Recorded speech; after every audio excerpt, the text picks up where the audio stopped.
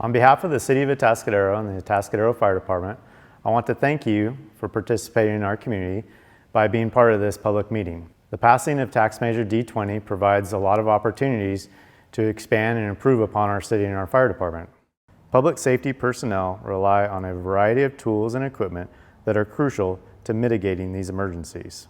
Traffic collisions sometimes require extrication tools like the jaws of life to remove a trapped occupant from a vehicle. Every medical emergency, fire paramedics use cardiac monitors to assess and treat patients. Firefighters require specialized breathing apparatus to fight structure fires, keeping their airways safe from fatal heat and gases. Both fire and police require specialized protection as part of their uniform, like firefighter turnouts and bulletproof vests and helmets. All public safety members rely heavily on radios for communication, which not only means handheld and mobile radios, but also the towers and equipment that support the radio network. Recent mandates by the state have placed additional requirements on the police department radio system. These new requirements are expensive and currently do not have a funding source. Also, standby generators are important pieces of equipment throughout the city that allow services to continue uninterrupted during power outages or PG&E power shutdowns. Generators provide backup power to our essential service buildings such as police and fire stations, but also power essential functions such as radio repeater sites, wastewater lift stations, and zoo refrigerators. While all of these tools and equipment are critical to public safety, none have been fully funded through the city budget due to financial constraints. Police, fire, and public works have relied many times on grants and donations to fund this equipment. The sales tax measure can ensure necessary safety equipment is properly funded to allow continued effective emergency services. The fire department's fleet of emergency vehicles, including all fire engines and the ladder truck, does not currently have a replacement fund in place. Both of our fire stations respond to most emergencies in a structure firefighting engine. This is the engine you see most often because it is equipped with nearly everything we need for a variety of emergencies, including medical calls. We also have a wildland firefighting engine in each station, meaning that if they are dispatched to a vegetation fire, they will respond in a smaller engine better suited for narrow streets or off-road terrain. At Station 2, their aerial ladder truck is housed for large commercial building or multi-family apartment fires. The truck's ladder reaches 100 feet and allows firefighters to quickly access upper floors and rooftops to rescue those trapped by fire. It can also be used for aerial master streams, which means a large volume of water from an elevated position. The Public Works Department also has concern for aging vehicles critical to their mission. Public Works staff use many types of vehicles, including compactors, loaders, backhoes, and park mowers for routine daily operations, as well as to assist fire and police personnel during storms, flooding, or other emergencies.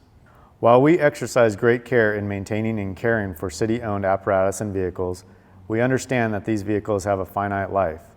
These vehicles are costly and require setting aside funding annually in anticipation of replacing once the vehicle is no longer reliable for its intended use. Unfortunately, the city budget has not been able to contribute to these replacement schedules for many years, causing concern for the aging apparatus that will soon need to be replaced. Reliable emergency vehicles are a fundamental component of any city service, and we hope to continue serving the Atascadero community by funding necessary apparatus for each department mission. Over the decades, our facilities have housed many firefighters while they work to protect the city of Atascadero. Built in 1952, Station 1 on Lewis Avenue was designed as a station for a mostly volunteer firefighting staff. From volunteer firefighter beginnings, the station morphed into what we have today, which required several remodels and changes along the way. Station 1 now facilitates 24/7 staffing, which required the additions of bedrooms, bathrooms, and a kitchen. It houses 3 fire engines, 1 rescue trailer, 1 ambulance, and several command vehicles. It provides storage for advanced medical equipment and supplies, self-contained breathing apparatus equipment, a firefighter turnout washer, breathing air compressor, and so much more. While we take great pride in maintaining our fire station, it is showing signs of its nearly 70-year-old age. Water-stained ceiling tiles, masonry cracks throughout the station flooring, driveway, and exterior columns, diesel exhaust stained walls, small rooms, and limited storage all speak to the underlying issues that our current budget has been unable to fix. Safety items to be addressed include the structural stability and earthquake retrofit of both the roof structure and the hose tower. The station needs updated features to keep firefighters safe. Cancer-causing agents, such as vehicle exhaust and dirty turnout gear, or biohazards on medical equipment, need to be isolated from the living quarters to keep firefighters safe and healthy. Fire Station 2 was built in the mid-1980s and is also showing its age. With 1 bedroom and a small square footage, it was built to house 2 firefighters. With 4 firefighters now on duty at the station during the wildfire season, the small footprint provides for very cramped quarters, especially during the season of COVID-19 and the need for social distancing in the fire station. The Atascadero Police Department was established in 1980 with 19 sworn officers serving just over 16,000 residents. The department grew commensurate with the population through the 80s and into the early 90s. In 1994, the department reached 29 sworn officers to keep pace with the 24,000 residents.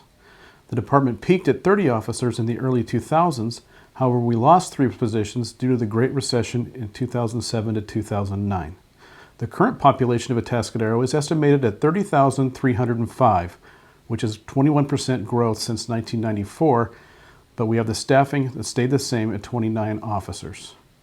The city's financial hardships have also impacted the department's ability to grow with the population and leave us with the same staffing level as 27 years ago. If the department had grown commensurate with the population, we would have 37 officers for 2020's population level. In comparing all 7 police departments in our county, Atascadero has the lowest staffing per capita in the county. The minimum staffing in 1980 was established with 1 supervisor and 2 officers. Our minimum staffing level has never increased, and in 2019, the Atascadero Police Department operated at 1980 staffing, or 1 supervisor and 2 officers for 52% of the year. This was not an anomaly. In 2018, it was 54% of the year. Although 29 sworn officers were adequate in 1994, they are not nearly enough to handle the workload in 2020. Aside from the increased calls associated with a 21% growth in our population, our community has been faced with an opioid epidemic and an influx of homeless-related calls for service. Along with these calls, there are mental health problems associated with these issues, and communities across California, including Atascadero, are also suffering the unintended consequences of the recent trend to decriminalize narcotics and other crimes. In 2011, Assembly Bill 109 shifted much of the prison population to county jails, which were not designed nor equipped for this function and quickly caused the jails to be overcrowded.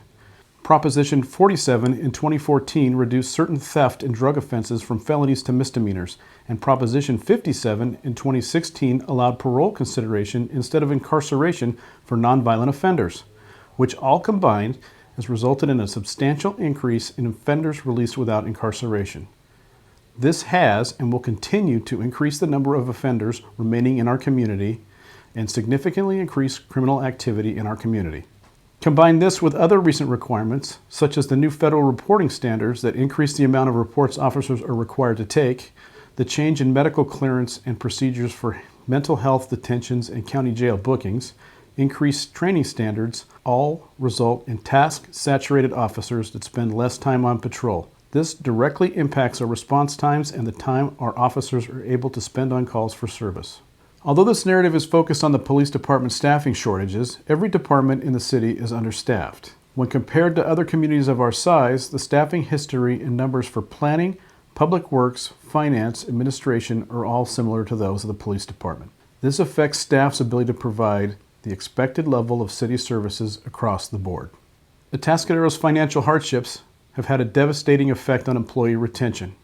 The inability to offer competitive salaries with our neighborhood agencies have resulted in the loss of quality, experienced employees from every department in the city. The police department alone has lost 6 officers and 2 dispatchers within the last 2.5 years. This equates to 20% of our sworn police officers and 28% of our dispatch staff. Due to the salary disparity, the dispatch positions have remained unfilled for over 2 years because we've been unable to attract applicants at the current pay scale. With a lack of retention, we typically lose employees when they reach an optimal performance level, causing us to start the hiring process and training process over. This process is time-consuming and intensive. Once the employee is hired, they begin the training program. After the formal training program, the employee is still learning the job, and it takes about a year from the employee's start date in order for them to gain the experience so they can function at a level that they can handle the workload of the employee that they just replaced. It takes several additional years for them to become well-rounded veteran officers and dispatchers.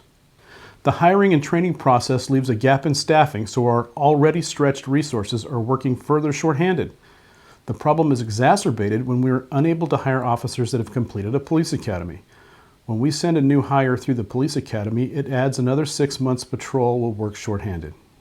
The lack of retention has turned our department into a training ground for other departments. Atascadero spends the money, effort, and risk in hiring the employee, training them, and giving them the opportunity to learn the job.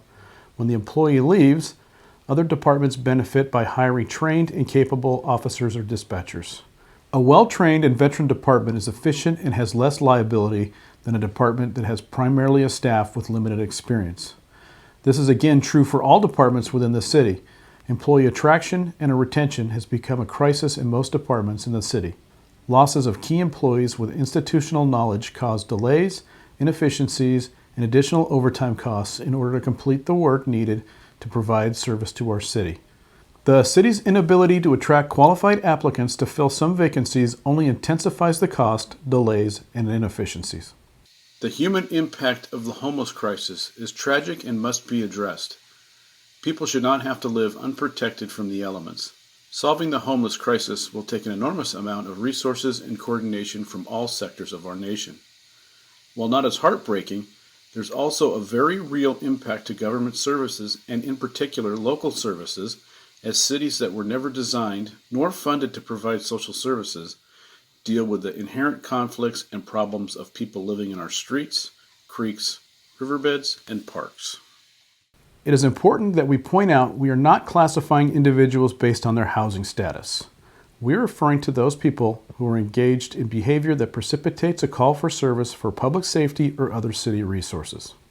Our city, like many others throughout California and the rest of the nation, were not intended or equipped to handle the additional workload associated with the homeless crisis. The influx of people who were living in the streets have impacted every department in the city.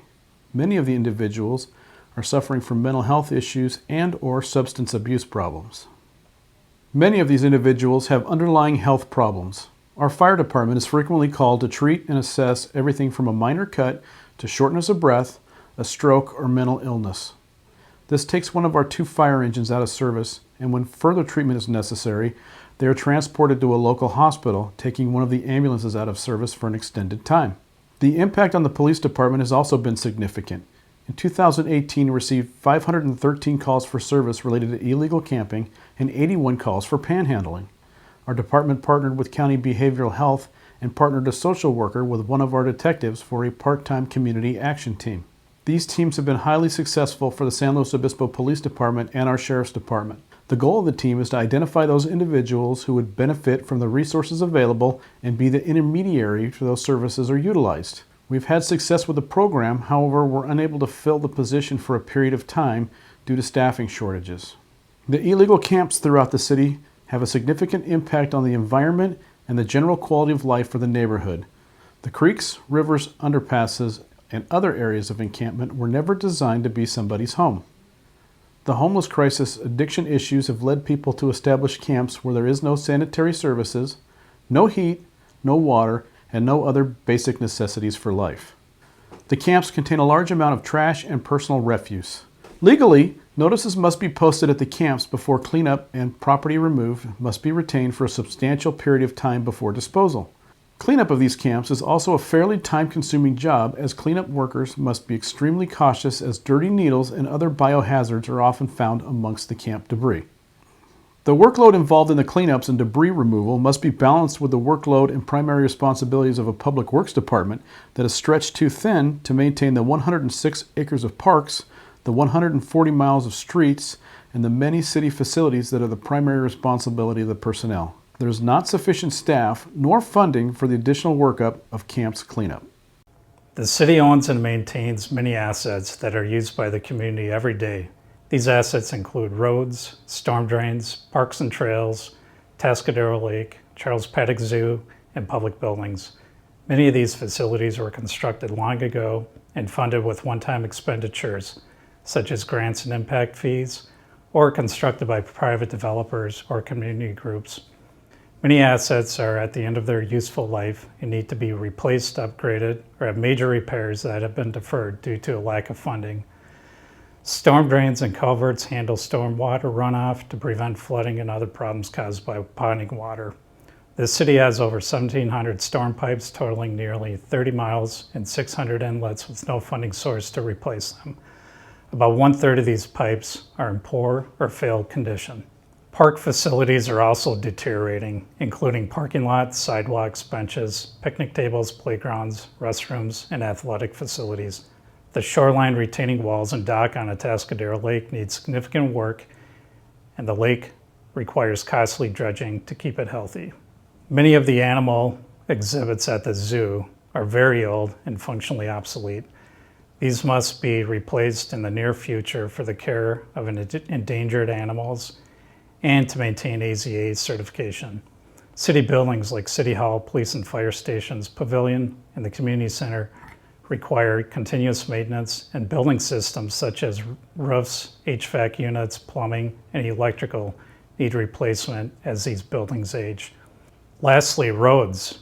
The city maintains over 140 miles of roads. We all drive worn-out roads every day, and we know the shape they are in and what potholes to avoid. Measure F14 has helped a lot, but we need to invest more if we want to improve the overall condition of our roadway system. Replacing and repairing these assets has been put off in order to make ends meet. Some items like playground equipment, shade structures, or picnic benches are removed until donations are made to replace them. Other critical infrastructure that must be replaced or fixed, like a failed culvert, is done as an emergency measure at a cost to some other service program or capital replacement. It is important to find ongoing funding to repair and replace these items as necessary. There are other public assets that many think are the city's responsibility, but due to a lack of funding or by code, these items are actually the responsibility of adjacent property owners. Many property owners feel that this is unfair, and care for these assets may be worth considering for city funding. Property owners are often surprised to find out that sidewalks and street trees in the public way are actually their responsibility. Assuming that the city takes care of these items, they often fall into a state of disrepair until a problem occurs and the property owner and the city are sued. A lot of staff time is spent to notice and explain this responsibility to property owners, and it takes funds to defend the city in lawsuits. There are also over 30 miles of public streets in Atascadero that are not maintained by the city, but instead by property owners that live on the street. Many of these streets were never built to city standards, but others met city standards but were never accepted after completion.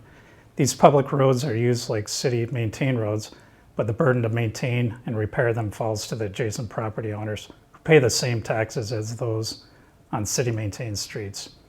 There's also a community facility district that some newer residential units are required to pay an additional tax of about $700 each year to help offset the home's impact to police, fire, and parks. A new unit that is not allowed by right must pay this additional tax, while other new and existing units do not. Hi, I'm Phil Dunsmore with the City of Atascadero Community Development Department. How can Atascadero become the place we want it to be, with good paying jobs, along with the things that people desire, such as restaurants, shops, and entertainment?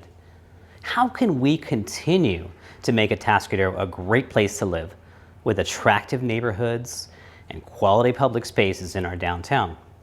It takes investments from people to open a business such as restaurants, shops, entertainment, and commercial business that creates jobs. The city can't require people to invest in Atascadero, but we can encourage it by investing in public resources to entice those businesses to locate here in Atascadero. This is economic development. Businesses want to be located where their customers are and where their employees want to be. Now, the city can help with things like infrastructure investment, for example, investment in sidewalks, street trees, and pedestrian-friendly areas that attract shops, restaurants, and employers. Previously, the city had been successful in finding other funding sources, grants, special funds, and other ways to add amenities to our community, to enrich our community. But a lot of these funds have dried up in recent years. But the need to revitalize Atascadero and make our community more attractive still remains. Placemaking, another option. Investments to make Atascadero attractive potential businesses include the little things, even like removal of the pigeons from the downtown, providing events and activities that draw people to a place, and encouraging creative ideas like outdoor dining and attractive storefronts from business owners to bring people into our downtown. Or things like increasing broadband capabilities. Strong internet capabilities are the backbone of most businesses today. And as part of economic development, the city could look at facilitating and investing to increase broadband capabilities in our community. That would attract both businesses that currently can't locate here, and by providing access to another tool to help make existing businesses more successful. Marketing, another great tool. Potential restaurant investors, shop owners, and businesses can't locate their business in Atascadero unless they know about Atascadero and what our community can offer. We need staff that can be dedicated to seeking out and working with potential businesses and shops, restaurants, to attract them to Atascadero and share the quality of life that we have here. In summary, it takes additional resources that aren't currently available to be able to provide economic development to attract the things that we want to see for the future of Atascadero. City operational budgets are tight due to the limited type and amount of revenue the city receives. Ideally, the budget each department has to perform its essential services should grow each year at a rate that keeps pace with the growth of both the city and inflation. While revenues have increased over the years, they have not grown enough to keep up with the expenses. Some of the operational costs have not only grown due to inflation, but have grown significantly more than that in the last 15 years or so. The cost of water to irrigate the parks has more than doubled from about $69,000 in 2006 to $145,000 in 2020.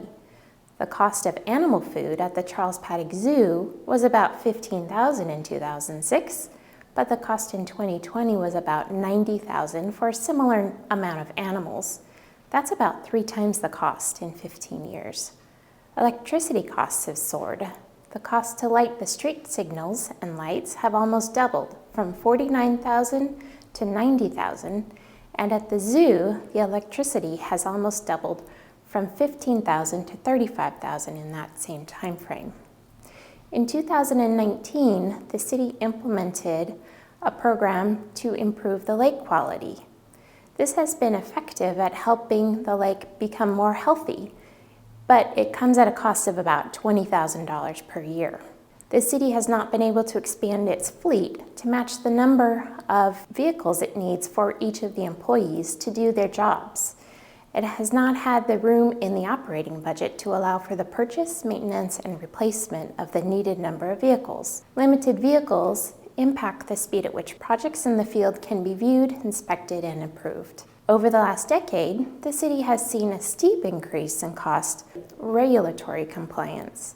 For example, stormwater runoff throughout the city's storm drains is regulated and requires an annual MS4 stormwater permit. The permit costs about $14,000 each year, in addition to the costs of a host of other requirements, including reporting and staff time. The Stormwater Trash Amendment is a relatively new regulation and requires collection and removal of 100% of all trash before it goes down the storm drain. Data collection and reporting is required on the quantity of trash collected and removed. Meeting this requirement is estimated to cost about $20,000 annually. Technology costs continue to rise. The 2 biggest concerns in the field of technology are data management, or data loss, and data corruption. Data backup and redundancy are critical to protect against these 2 concerns and are the backbone of the city's technological infrastructure, but come at an additional cost. There are opportunities to increase efficiencies.